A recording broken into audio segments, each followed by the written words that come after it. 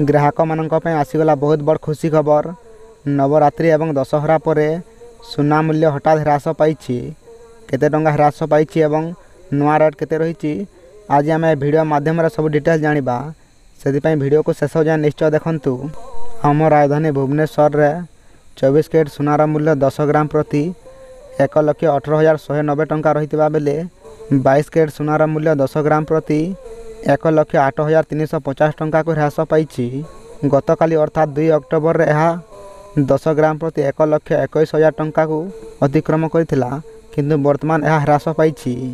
ସେହିପରି ମୁମ୍ବାଇ, କୋଲକାତା ଏବଂ ଚେନ୍ନାଇ ଭଳି ପ୍ରମୁଖ ସହରଗୁଡ଼ିକରେ 24 କ୍ୟାରେଟ୍ ସୁନାର ମୂଲ୍ୟ 10 ଗ୍ରାମ ପିଛା 1,18,200 ଟଙ୍କା ଥିବା ବେଳେ 22 କ୍ୟାରେଟ୍ ସୁନାର ମୂଲ୍ୟ 10 ଗ୍ରାମ ପିଛା 1,08,000 ଟଙ୍କା ରହିଛି। ଗୋଟିଏ ପଟେ ସୁନାର ମୂଲ୍ୟ ହ୍ରାସ ପାଇଥିଲେ ମଧ୍ୟ ରୂପା ମୂଲ୍ୟ ସ୍ଥିର ରହିଛି। ଅକ୍ଟୋବର 3 ତାରିଖରେ ରୂପା 1 କିଲୋଗ୍ରାମ ପିଛା 1,53,100 ଟଙ୍କାରେ ପହଞ୍ଚିଗଲା, ଯାହା 1 ଅକ୍ଟୋବରରେ 1,50,500 ଟଙ୍କା ଥିଲା। ଏହା 3,000ରୁ ଅଧିକ ଟଙ୍କା ବୃଦ୍ଧି ପାଇଛି।